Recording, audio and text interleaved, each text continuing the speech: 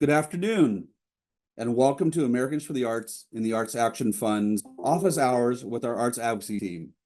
My name is Jay Dick, and I'm the Senior Director of Advocacy and Partnerships. I'm a 50-something white gay cis man with short brown hair, a graying beard, and I'm wearing a checkered purple shirt and a blue blazer. And I'm currently in my home office surrounded with mementos from my life. Americans for the Arts is committed to accessibility, and this includes our speakers offering visual descriptions of themselves, which makes the webinar more accessible for audience members that are blind or have low vision. Additionally, the Zoom-generated closed captions are available for audience members. You can access the closed captions by selecting the CC button for closed captions in your Zoom toolbar. The webinar also includes live American Sign Language interpretation, which you can access with the globe icon in the Zoom toolbar to select ASL interpretations. Please select interpretations in the Zoom bar and then select American Sign Language. And I welcome Monique and Tim, our sign language interpreters.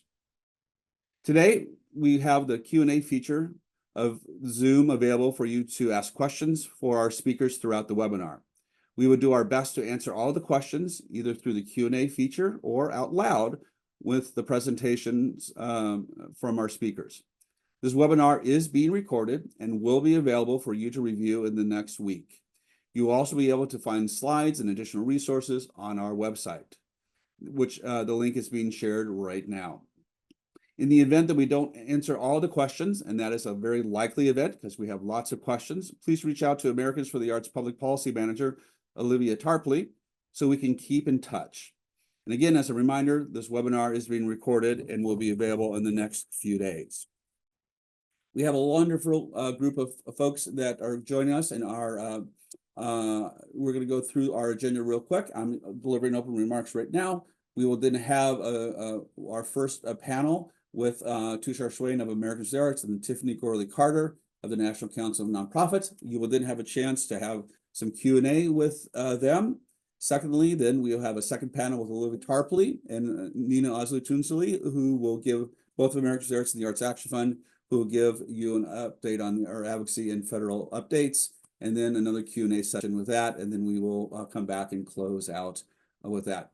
I've mentioned a lot of our different speakers, so here is some of our arts action or our arts advocacy staff. So again, I'm Jay. You will hear from Tushar, Nina, and Olivia shortly, but we are here today and always to help you with your advocacy needs here at Americans for the Arts.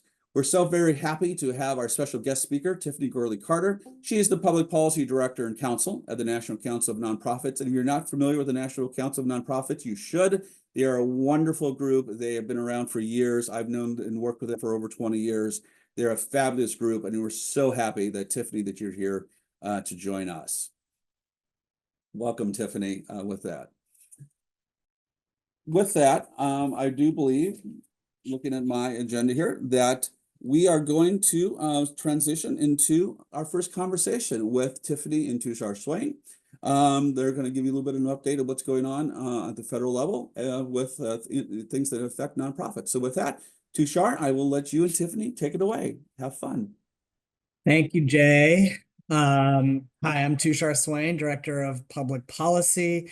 My visual description today is that I am a middle-aged man with brown skin, bald head. I have blue glasses on today. I am wearing a blue and yellow checkered shirt and green walls behind me. I'm going to introduce our guest. Tiffany Gorley Carter is the Public Policy Director and Counsel at the National Council of Nonprofits and works to advance the public policy priorities for the nation's largest network of nonprofits.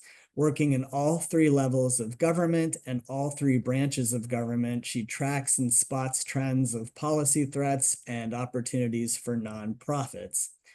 Tiffany covers a broad range of issues, including taxation, budget and spending, employment, government grants and contracts, advocacy rights, and regulations.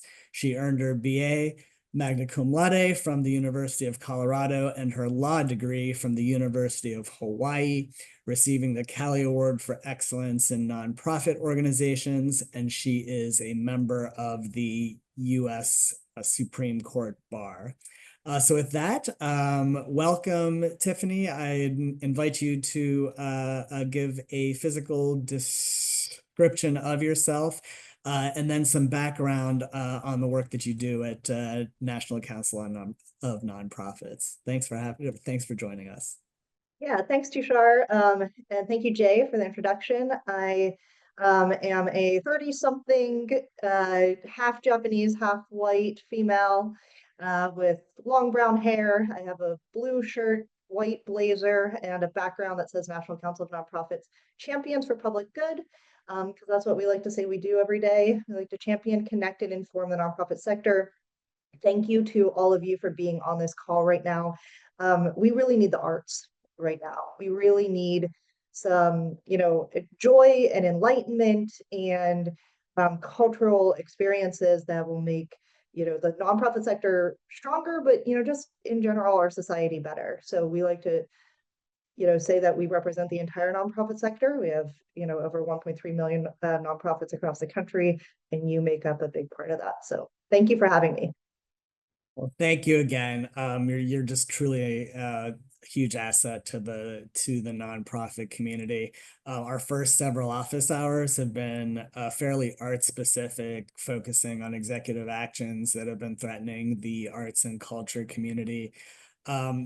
But I think that the arts and culture community took note of the targeting of nonprofits even before the current administration, and that was in general when we saw HR 9495 in last Congress, which attempted to implement policies to revoke 501c status of nonprofits aiding and abetting terrorist organizations, with some very vague definitions on that. And I think that was something that a lot of our nonprofit arts communities took note of and really advocated, joined the rest of the nonprofit community to advocate for that not to pass. What are you hearing about that being reintroduced, or any other actions pertaining to that law? And also maybe just a brief explanation of what the legislation did last Congress. Yeah, so HR 9495 is a big deal. It was introduced in, I believe, December. It passed the House. We have not seen it be reintroduced so far this year. And as you just said, Tushar, it would kind of limit who qualifies for nonprofit, like for 501c3 status, by claiming that if an organization, quote, supported a terrorist organization, that you could lose your status. So just to be very blunt and level setting, we don't want to support terrorists. That's a horrible, terrible thing. And I don't think anyone on this call does that, right? Like, that's root out bad actors where bad actors exist. And obviously we are not in the support of terrorism. So let's say 75% of the bill, totally fine. The portion that we were concerned about is this action of due process. It would provide the authority to a specific person, the Secretary of Treasury, to attach this unknown definition of supporting terrorism to an organization and then removes tax exemption from them. And so we're concerned about the due process portion. You should be able to argue, explain what you do, and not just have that authority in one person. So actually, I promise you that there will be breaking news during this conversation, Tushar. And just before I jumped on this call, I just saw a headline saying that the head of the IRS has been ousted. So that just happened literally about 3 minutes ago. So that's a big deal. The IRS is the enforcement arm over the charitable sector. And we're mission-based organizations. You are mission-based organizations. You exist because we need more beauty in the world. And because of that, we want to make sure that you are protected in all of these actions that are happening. HR 9495 is kind of this like starting point of what we're seeing now trickle, kind of come to, I don't know, a boiling point right now, literally today, of this expected, I don't know, attack on the sector. I would say there is, we have been hearing from pretty credible sources, and we expect this to be happening, and we're taking it very seriously. Some kind of version of, maybe not the same language, but the same kind of targeting of different groups in the nonprofit sector to remove their tax exemption. And we are hearing that there's going to be a package of executive orders maybe next week that would do this. So while it wouldn't be the same form, probably wouldn't be legislation. Maybe they'll reintroduce legislation, but the immediate, today I'm talking to you on Friday, April 18th. By next week, I think we're going to see a lot of things that might be targeting the nonprofit sector through executive action. And we have seen that to some degree already. There's over 120, I believe, executive orders, over 170 lawsuits against those executive orders. And some of them, directly affect nonprofits and are trying to, fine and determine who qualifies for charitable status. I want to continue on some of this, targeting on the nonprofit sector. I guess just generally, though, speaking, it just does it does lend the question, and you all are at the forefront of this. But I think one of the questions we get is that these are happening via executive order. We have an administration who clearly hasn't been friendly to the nonprofit sector. So what can we do with regards to, our advocacy?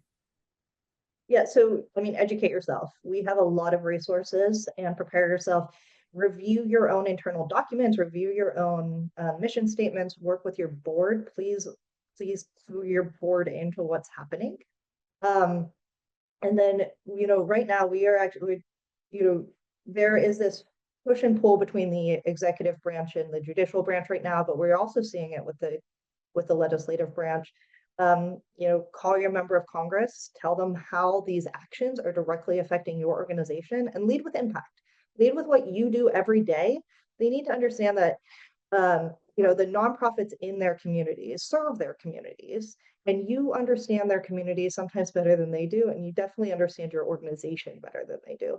And members of Congress often can't put those connections together. So whenever there's an executive order that comes out that's, for example, freezing funding that maybe your organization gets, or does something like adjust the regulations that might be affecting your organization, sometimes the members of Congress aren't, connecting those dots, and they need to hear from you to be able to do that.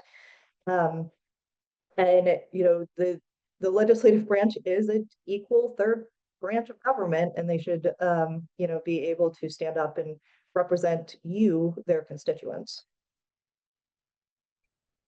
Thanks, Tiffany. So, just talking again about what, in what we're increasingly, seeing and feeling is a targeting of the nonprofit sector through what seems to be ideologically, ideological. The American Alliance for Equal Rights announced a couple of weeks ago that it has formally requested the IRS to open investigations into discriminatory practices of three prominent tax-exempt organizations.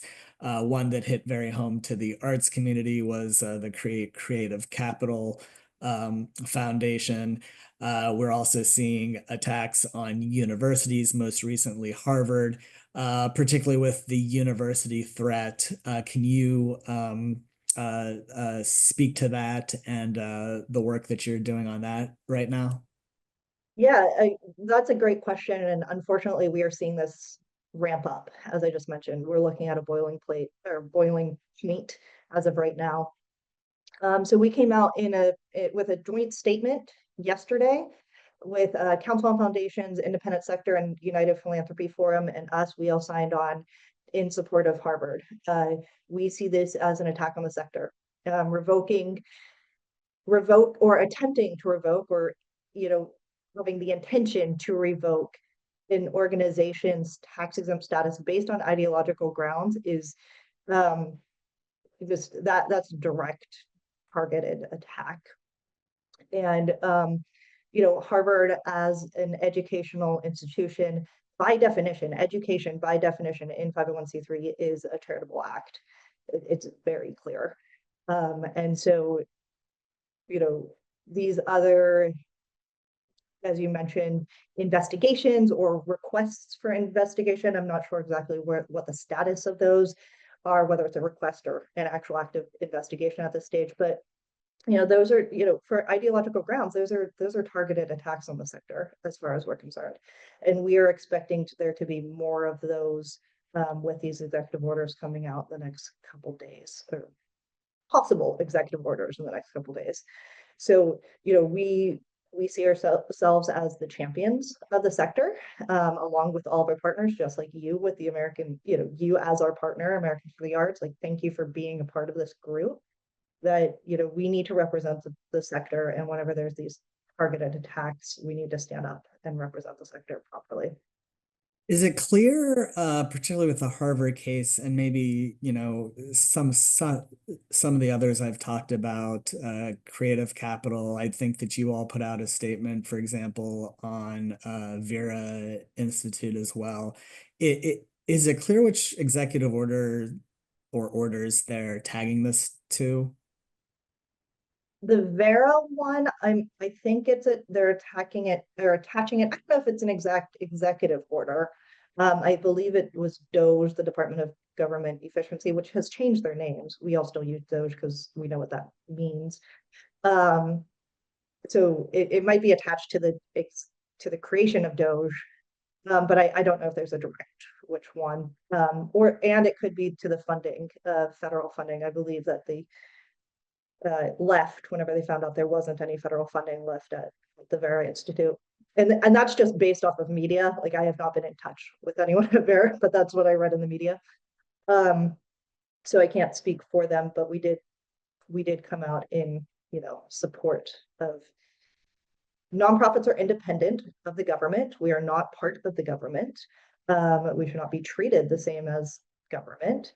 And even if a nonprofit receives federal funding or other government funding, nonprofits earn about a third of their funding from governments at all three levels of government.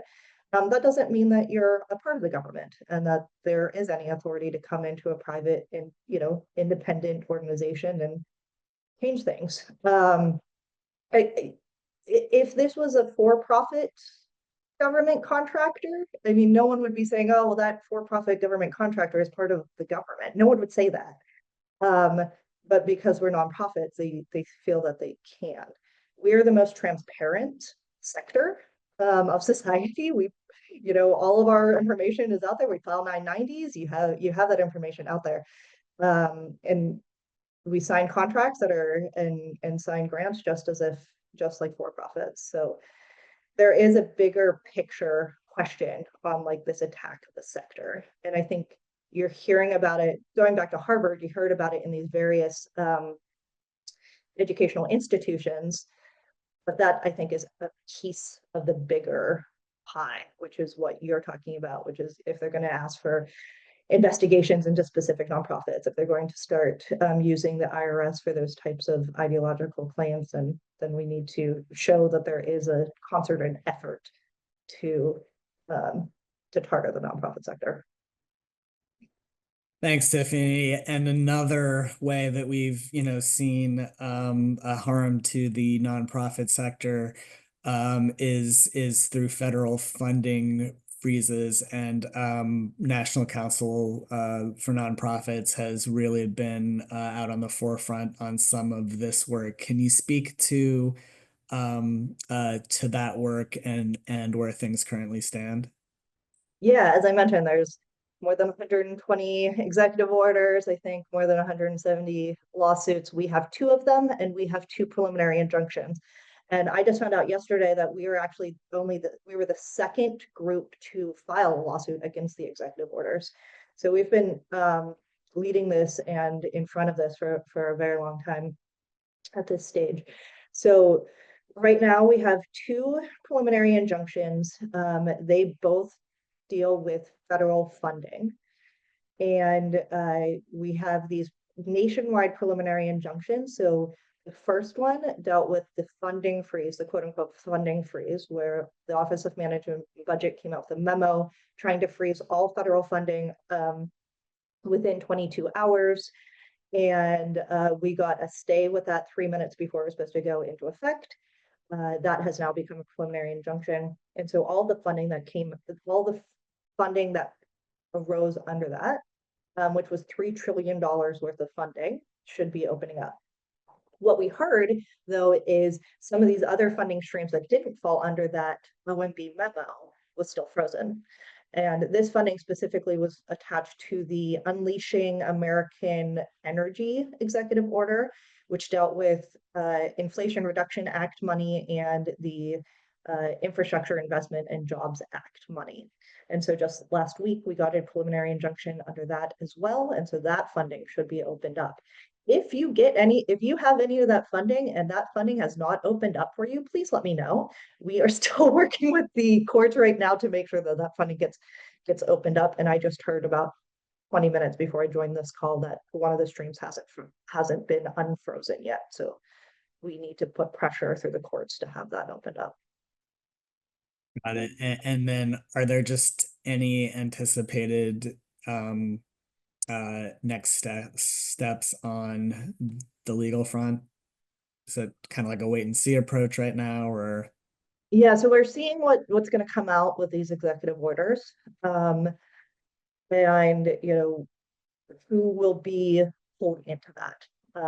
We have heard that various groups are kind of the same kind of groups have been talked about, environmental groups specifically. Also, for groups that have received foreign funding or do work internationally, but we're not quite sure what that will look like yet. So, as I mentioned, we're taking this very seriously, and we're trying to take steps to prepare for this. But without seeing it, it's hard to know exactly what it will look like. But we have heard that information kind of repeated in the last about 24 hours, 48 hours. We've staying on the federal funding front, we've seen some of our federal cultural agencies decimated through executive order and by DOGE. For example, at the National Endowment for the Arts, some 1,200 grants have been canceled, as well as a substantial amount at the Institute for Museum and Library Services. You all have created a great resource on canceled grants. Can you talk about that and some potential just best practices for those who are in this unfortunate situation? Yeah, I'm very sorry for those of you who are, find yourself in this position right now. So we do have a checklist on things to think about. The biggest thing is to read your contract or grant very closely and see the language in it. If you are capable of working with a law firm, go for it. But I understand a lot of organizations just don't have those means, right? But reading the grant very closely, or the contract, most of these are grants, I believe, and seeing what that language really is. And then if you have, administrator that still exists, a lot of these administrators just aren't there anymore. Try to find someone who you can connect with. But yeah, we have this checklist on how to think about it.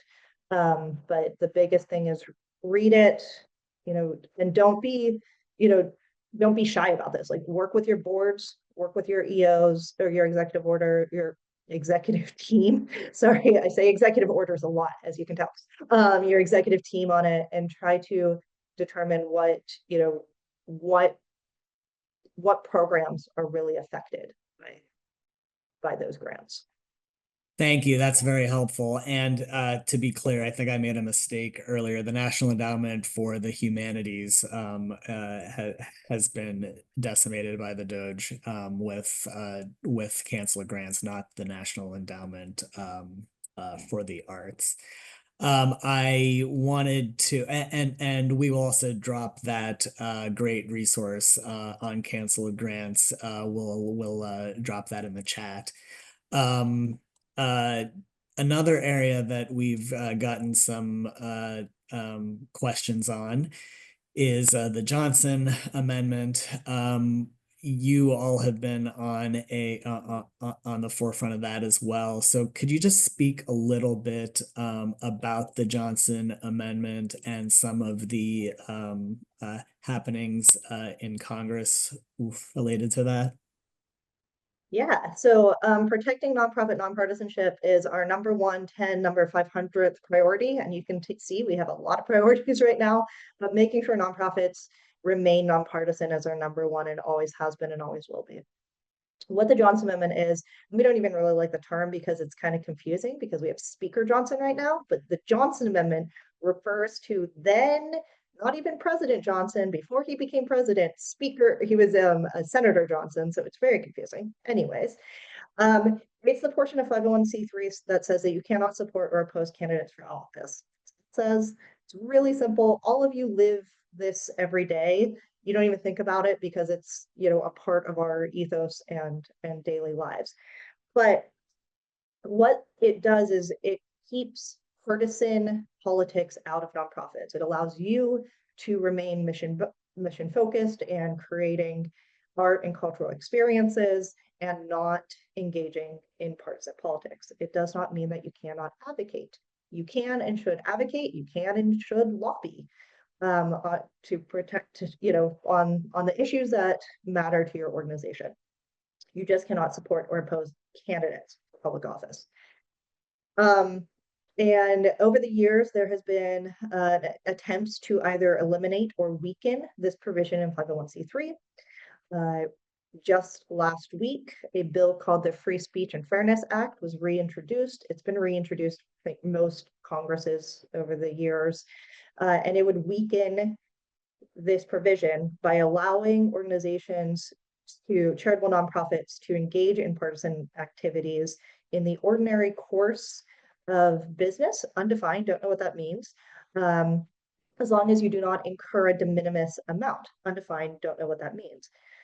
Our take on this is that it's allowing partisan politics to come in and work with nonprofits and basically use nonprofits for partisan gain. So the easiest example I have is think about all the partisan political ads you see every election cycle.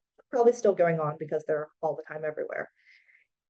This provision would allow those people creating the partisan ads to use nonprofits, charitable nonprofits, and receive a charitable deduction to create those ads. It would allow you know, any given candidate to come in and say, hey, can you paint my portrait and then I'll use it as my use it for my own, you know, campaign. And we'll even give you $1 million for that kind of thing. And then they would take a charitable deduction to do it. So we see this as a horrible, terrible thing. We don't want politicians, candidates coming into our organizations. So there is a bill that would do that. We are opposed to that bill. There's also attempts previously in 2017, there was an attempt to include that type of language in the 2017 tax bill. We got it out at the 11th hour. And we don't want to see it again in this current 2025 tax reform that's happening right now. So we're, you know, making sure that that's not happening as well. Great. Thank you for all of that great insight, Tiffany. It's been incredibly helpful. I'm going to bring in Jay here to help facilitate some Q&A that some questions our audience might have. So thank you, both of you, for a wonderful panel there to really some really great information. And I was jotting down notes throughout the entire time too. So Tiffany, we have 3 people that asked this same question. You've talked about, you know, if you've received an award and it's kind of been clawed back, what you should be doing. What happens if, and I'll read this, my NEA grant for an arts project is on hold, meaning the NEA hasn't turned our offer into an award in their system. This is $70,000 to us. What should we be doing about that? So it's not quite to be clawed back. It just hasn't, it's been maybe a letter of intent or a letter of award, but not, signed contract or anything. Yeah, so it's tricky, and unfortunately we're hearing this a lot. That's, the first thing is really read your contract or grant. I would say reach out to your member of Congress for sure and explain what's going on. And and if you have the ability to get an attorney, you can. I understand that is unrealistic for most organizations, and we understand that. But I do feel, it's my obligation to mention that as a possibility. It, keep us abreast with this information, keep Too Sharp, but, up to date on this too. And we're trying to open up this funding depending on where it's coming out of. But unfortunately, it doesn't seem like the NAA or NEH money is really attached to any of our lawsuits.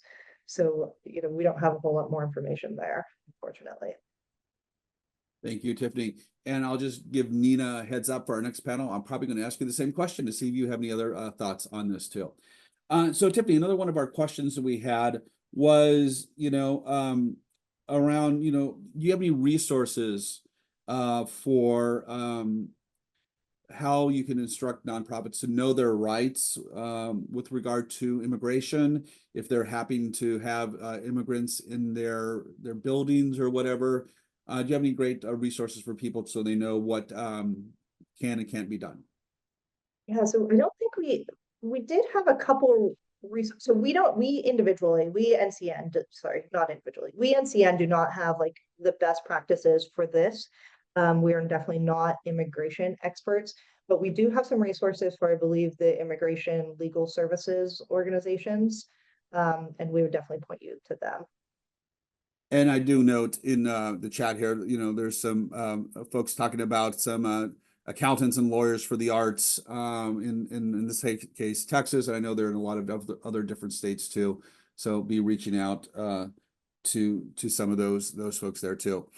A question about the executive order ending taxpayer subsidization, I can't talk today, of open borders.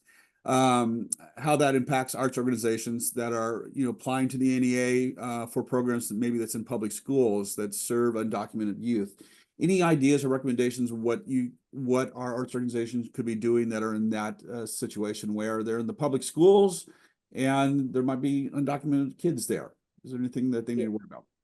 Yeah, unfortunately, immigration is just an area that I just don't have the expertise in. And so, yeah, I don't have much to add for that. I would definitely say the same thing as the immigration groups, like reach out to them, because I really don't want to give incorrect advice on any of this. And I mean, I should say I'm not giving any legal advice at all, but this is somewhere that I think is very touchy, and I don't want to misspeak here. Mm-hmm.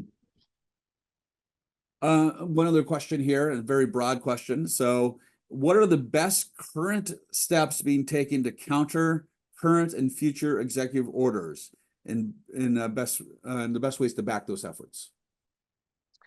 Yeah, so we are checking our web pages, regularly to try to be on top of these executive orders as they come out. We're updating we have a chart on the executive order. So the ones that we're seeing that, directly affect or indirectly affect the nonprofit sector at large, we're including on our chart.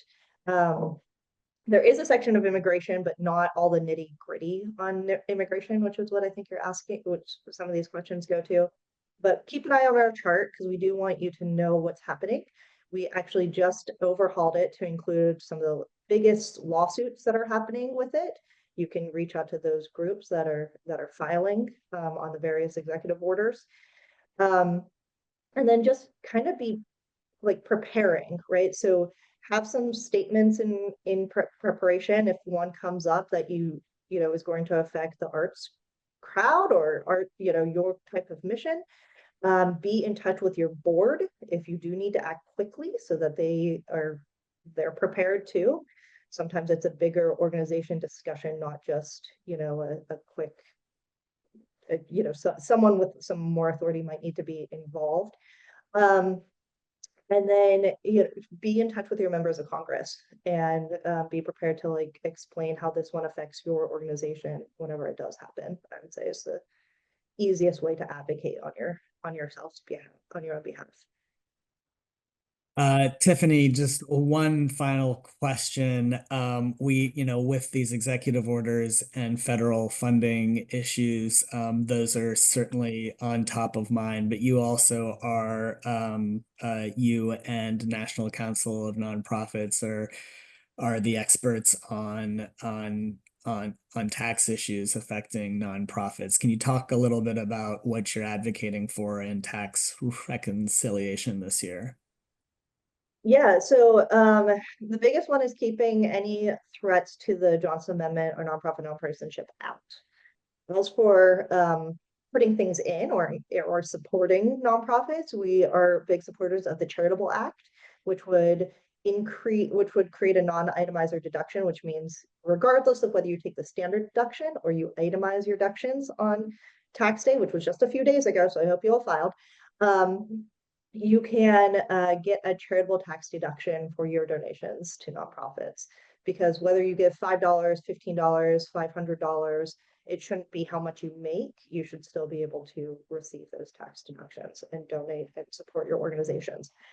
The other piece that we're in support of is increasing charitable giving in times of disasters. So we see giving spike in disaster zones when they're happening. It makes sense. You see a horrible hurricane or recent, like in last fall, or the wildfires in California, or mudslides in Tennessee, whatever they might be.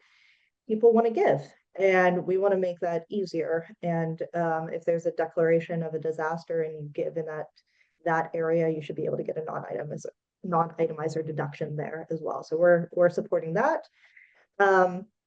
And then back to Tushar, you and I's bigger conversation at the start is like protecting nonprofit status in all of this. We don't want them to use removing status or removing charitable deductions for different giving in it as pay-fors. So, and they have talked about that, increasing payout rate, or not payout rates, increasing excise tax on university endowments. Like there are various ways that they're looking to chip away at the nonprofit sector to use as pay-fors to pay for these tax cuts. We didn't take a position on the tax cuts. They can do whatever they want with the tax cuts. Just don't use nonprofits to do it, is our position. And so we're trying to make sure that doesn't happen as well. Thanks, Tiffany. Can you speak to anything with related executive orders, anticipated executive orders on the environmental front? You and I had a conversation about that prior. Yeah, so we're hearing that we're hearing pretty strong credibility that this is happening in the next week, maybe as soon as Tuesday, maybe as soon as today, or any minute. But what we've been hearing is maybe on Earth Day having a way of thinking. I anticipate the executive orders, if there is one that would target environmental groups, to kind of redefine what charitable action is, and for environmental surveying organizations, which is very troublesome. And that would also be targeting the nonprofit sector on trying to redefine what qualifies as charitable is very, very concerning. Tiffany, one last question for you. Are you hearing anything about any potential executive orders on nonprofit newspapers or basically anything on the media? On the media? No, but I wouldn't be surprised. So I think this environmental one has been the one that's been sucking up all the air right now. But I mean, I wouldn't be surprised. I think between the AP being that issue with the White House, general, back to the universities, this kind of attack on the First Amendment, and what constitutes free speech.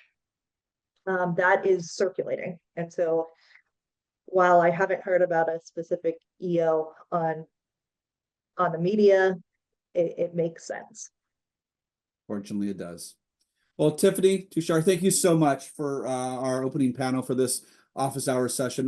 There's been a lot of great information here. And Tiffany, I encourage you, people are still putting notes into or questions into the Q&A. If you're able to stick around for a little bit, take a look at the Q&A and try to help out with anything like that. So thank you again. We really appreciate it. And again, the National Council of Nonprofits is a wonderful organization. Everyone go take a look at their website, sign up for their e-list, whatever you can do to support them, because they're wonderful supporting to our industry here. Thank you, Tiffany. With that, I'm going to invite our next panel to join us. We have Olivia Tarpley, who is our public policy manager. And then following Olivia, it's going to be Nina Oslu-Tunsley, who's our chief counsel, and is also the executive director of the Arts Action Fund. I believe, Olivia, you are starting off. So welcome, Olivia, and take it away. Awesome. Thanks, Jay.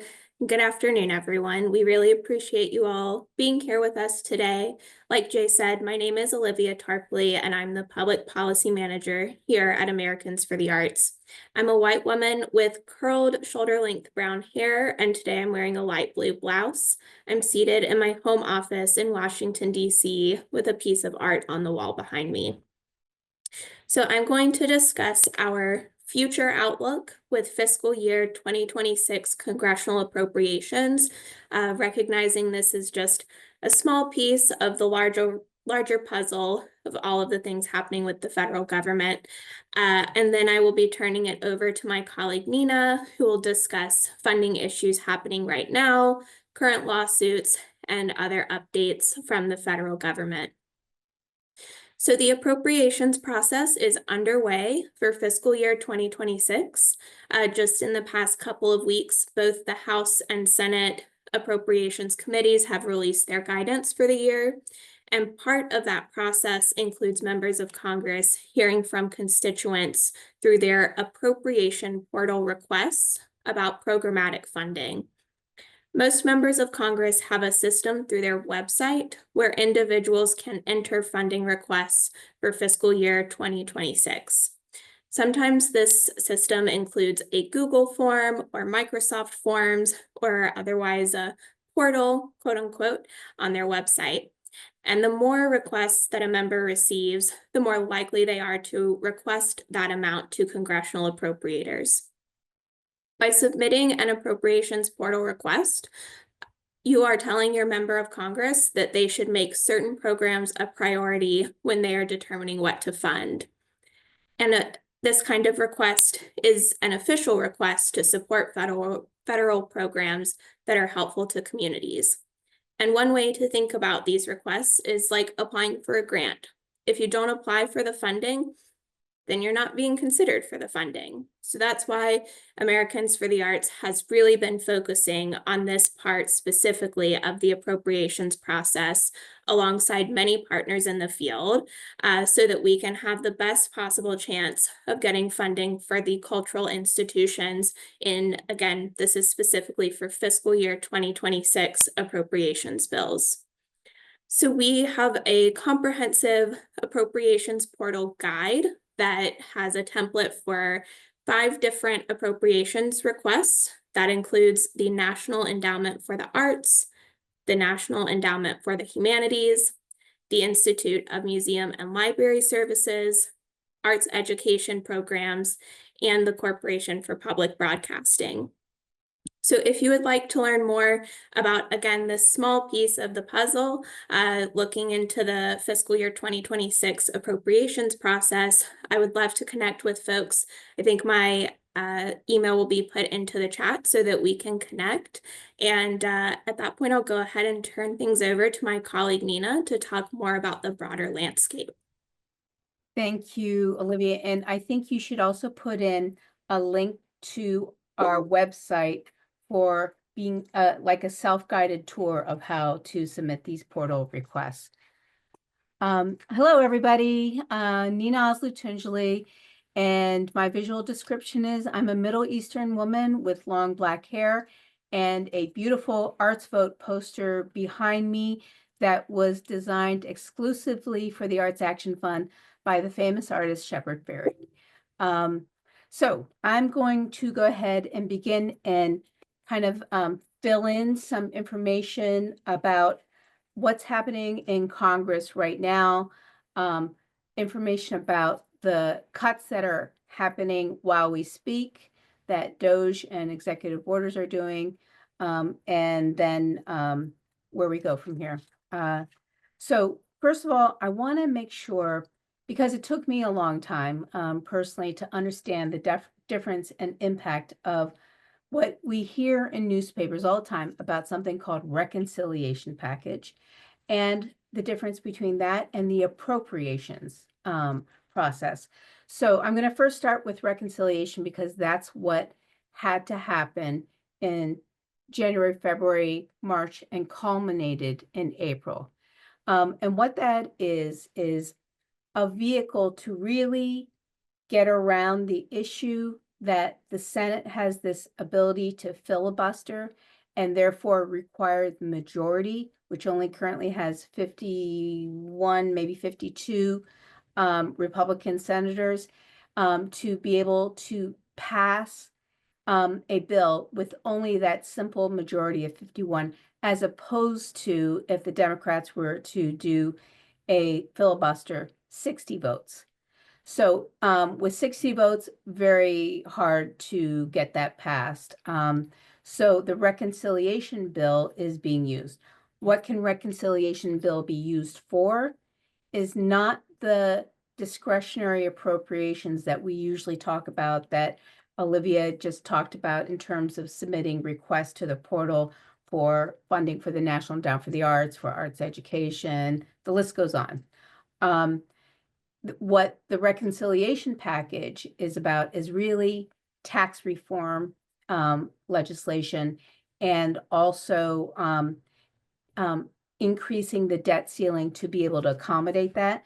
But Republicans are in charge and they don't like increasing the debt ceiling. So they're trying to limit how much the debt ceiling is to accommodate the president's tax packages that he campaigned for, of one,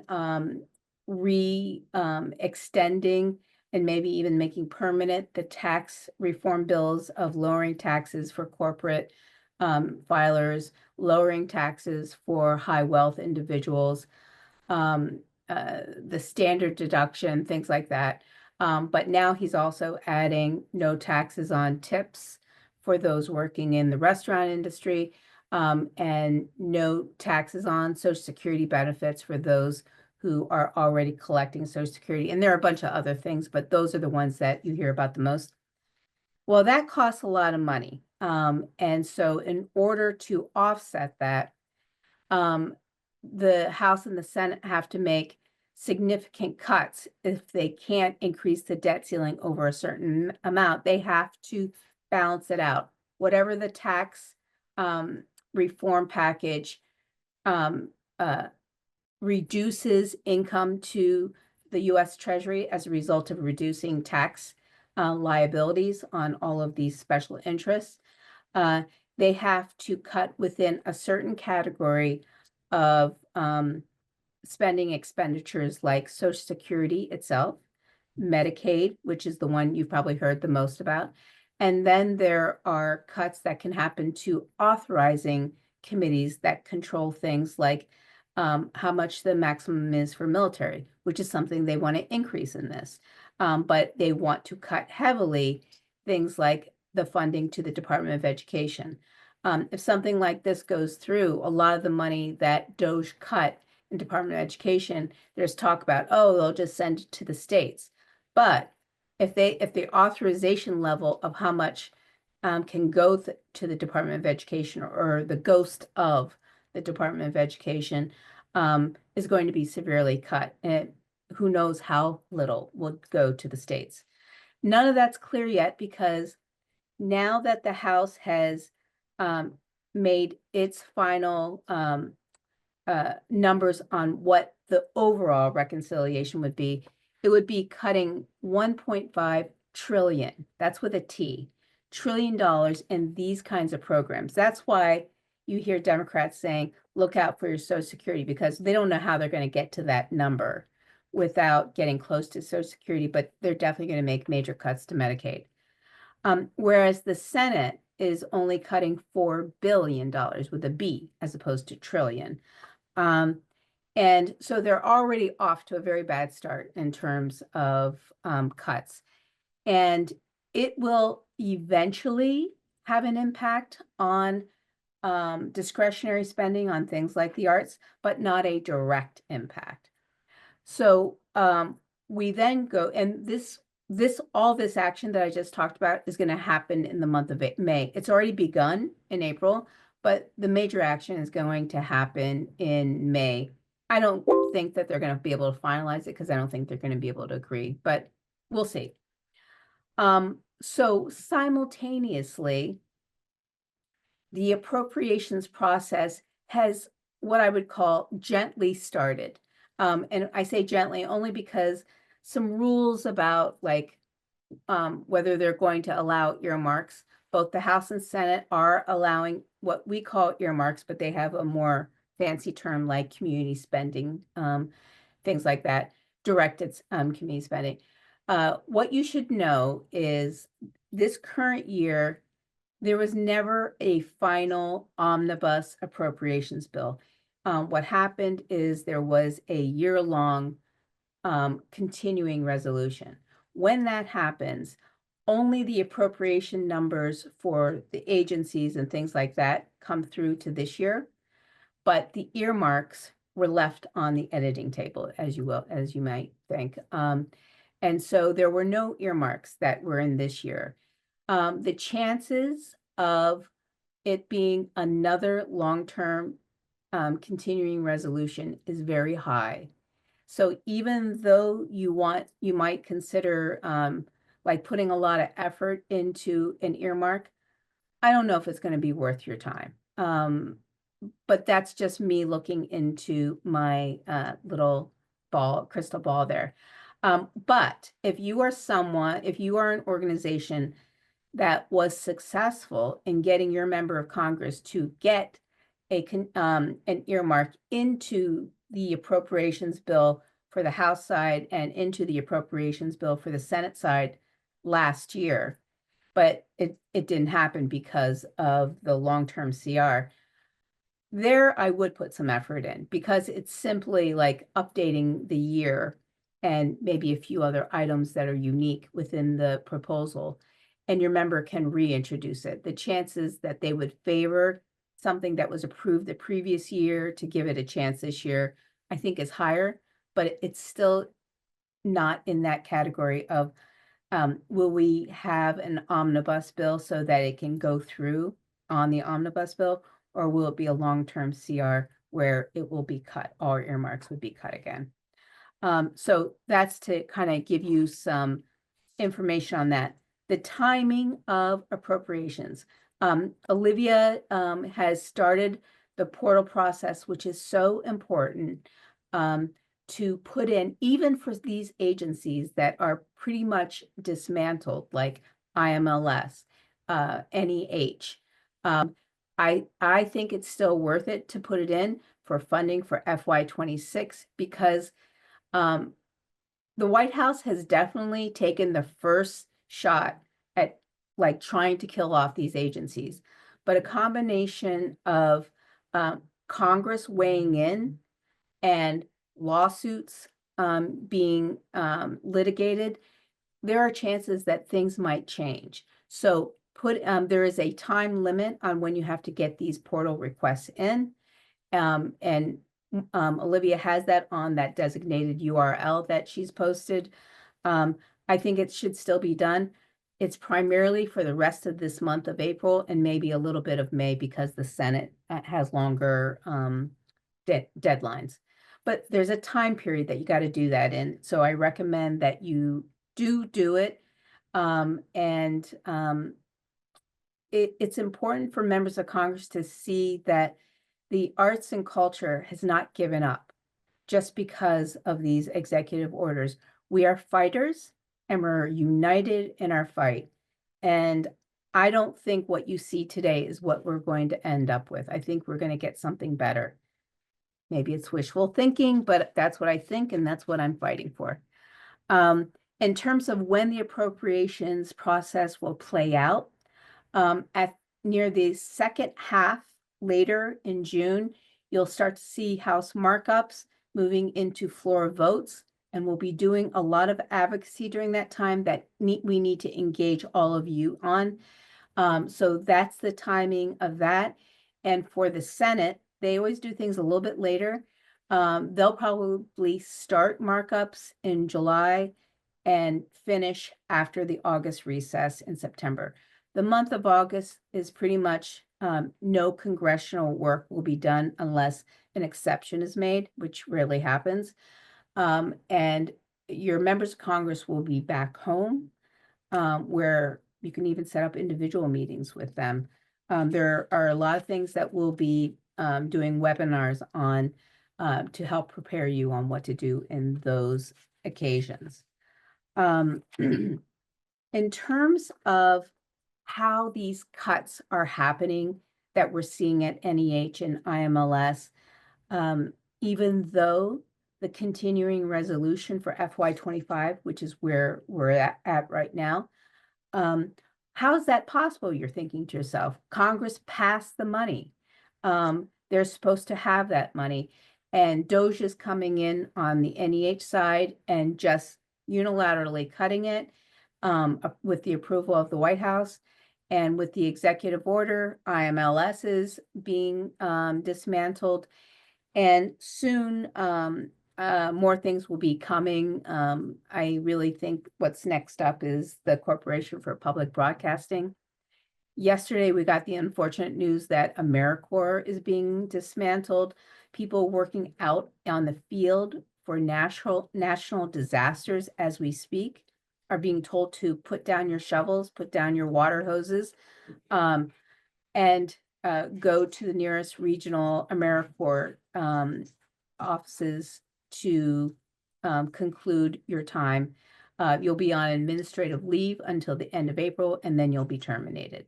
It's really, really terrible things, but we need to document how bad they are so Congress hears it, so the American public hears it. We need a higher volume public outcry on what's happening in Washington, D.C. So they're able to make these cuts, and what's happening is that this is what's called a form of impoundment, which has a Supreme Court case behind it that says that the executive branch can only stop payment on funds that were appropriated by Congress for a certain number of days. And if it goes beyond those days, which we're getting close to, if it goes beyond those days, this becomes impoundment, which is not allowed by the executive branch. President Trump wants to take that case to the Supreme Court with multiple examples of impoundments that he is going to hold over beyond that time period. So what Congress is worried about is who are trying to help the president, including at the top of that list would be Speaker Johnson of Louisiana, is don't risk moving into impoundment. Instead, put a rescission package together. And that it appears to be the next step that's going to happen. A rescissions package that codifies all of the cuts that the White House has made of FY25 funds that have gone to everything from Department of Education, AmeriCorps, NEH, IMLS, all of those cuts plus so many more of other federal agencies, to put them into one large rescission package to take to Congress to say, okay, these are the cuts that we've made. We want Congress now to pass it. And the issue is going to be, this is not a reconciliation package. This is going to require more than a simple majority in the Senate to get passed. And I think they're going to run into problems. So we're going to see about what happens with that and with lawsuits that are going to be related to that. I see my colleague Jay has appeared, which means I have to just pause for a moment so questions can be taken, and if there's more time, I'll continue with the rest of the little bit that I have left. Thank you, Nina. We have some really good questions here that I do want to make sure we get time to. So I'm going to ask you the same question as I asked Tiffany earlier, because the conversation is still going on about this, about NEA grants that maybe were, notified, but maybe haven't been authorized, or whatever the legal list is, or the legal check off there. What can you say about that, and what can we be doing to try to help out? Yeah, I don't know about helping out, but here's what I think I know. I'm going to phrase it that way because things change every day. Okay, so yes, there were grants that went through the Biden administration and were theoretically awarded, but it happened very close to the time of when the Trump administration was brought into office in January. So there, I believe, is an informal, I'm going to call it, hold on going through these, not because of DOGE, not because of an executive order, but because they at the NEA want to go through and read all of those, and it's probably over 1,000. I don't know for a fact, but I think it's a large amount. They want to go through all of those grants and reread all of the proposals with a new set of fresh eyes, keeping in mind what the new administration is saying federal agencies can and cannot do. Things like DEI, gender ideology, other kind of this whole terrorist stuff. They want to reread it to make sure none of those proposals that were awarded have that kind of an impact, or maybe even give an opportunity. I don't know this part, but maybe even give an opportunity for the grantee to possibly modify. I think that is what's causing the holdup. I don't think it's anything related to DOGE and executive, except the impact of executive orders. Thank you. We have a couple questions about class action lawsuits. Is there any stuff going on already? And then if something hits the NEA, do we envision there will be lawsuits to help defend the NEA? So are we talking, I don't know if the person can clarify in the Q&A, are we talking about a class action of grantees, let's say at NEH and IMLS, where they've actually been canceled? Yeah, so I paraphrase. So let me read the actual question to you. What is the outlook for class action suits on behalf of large groups of NEA, NEH, and other grantees whose grants may have been improperly terminated? Right. So it doesn't apply to NEA at the moment. They have not terminated, canceled any grants whatsoever that I know of. And you should let me know if they have. That would be of interest to me. But NEH and IMLS have definitely canceled contracts.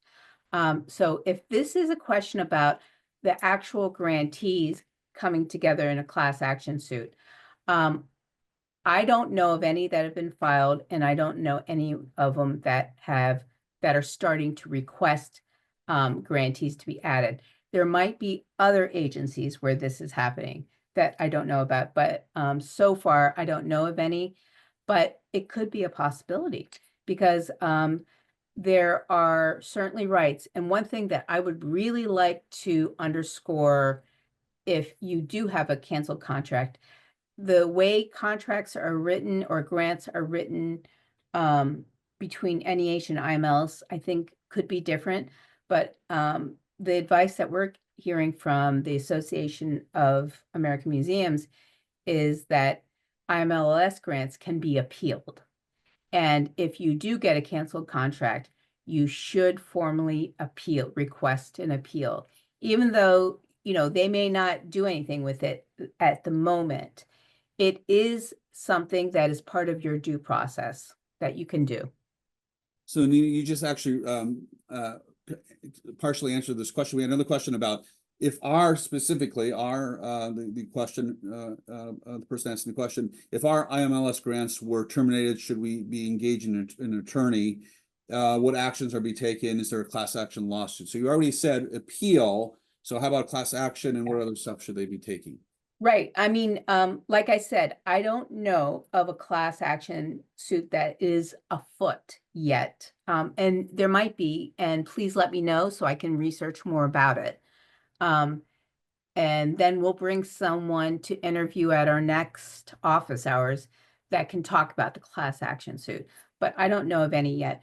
But individually, as an organization that has received a cancellation notice of your IMLS grant, you should, at minimum, don't wait for a class action suit.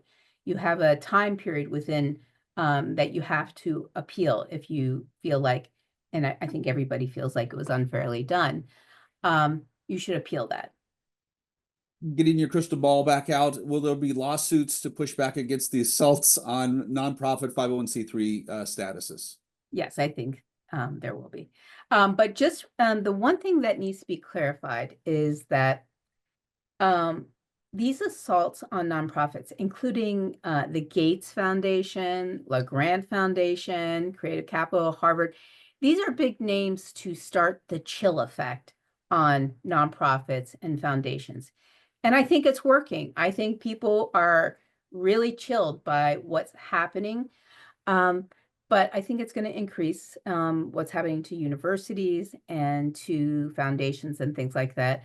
I think this upcoming executive order that's probably going to happen on Earth Day, October 22nd, is, while it might have a focus on climate control issues and science related to that, it's going to apply to DEI too. And it's both foundations and other kinds of funders, individuals, corporate funders and foundations, on somehow trying to restrict them giving to those kinds of causes. But it might be written in an even broader way, like I said, including DEI issues, which I've already seen a foundation that is, well, Harvard is the best example, being affected by DEI issues. But what I want to tell you is that these are happening in a little bit more of a sinister way, I'm going to say, where a very conservative foundation out of Austin, Texas, that Tushar referred to, is filed a referral, not a lawsuit, but a referral to the Internal Revenue Service. And there are literally forms for this that the IRS has, and files a referral saying why they think the 501c3 status of a particular foundation, university, should be removed. And the focus was on their DEI work, because they do college scholarships, they do artist scholarships, and this is primarily LeGrand Foundation, Gates Foundation, and Creative Capital Foundation. It's because of their DEI scholarship work where money is involved. They think that that is against the law because it is a form of discrimination. And who are they discriminating against in their mind? Are Caucasian people. So it's really kind of weird. And this is absolutely not just because of what I'm referring to of the nonprofits and these foundations, but this, with Harvard especially, is definitely going to go to the Supreme Court. And that is exactly what the White House wants, because they want to change what it means to discriminate. Okay. So let's switch a little bit. We've been talking about what's going on now. We only have a couple minutes left here, but I have one last question for you.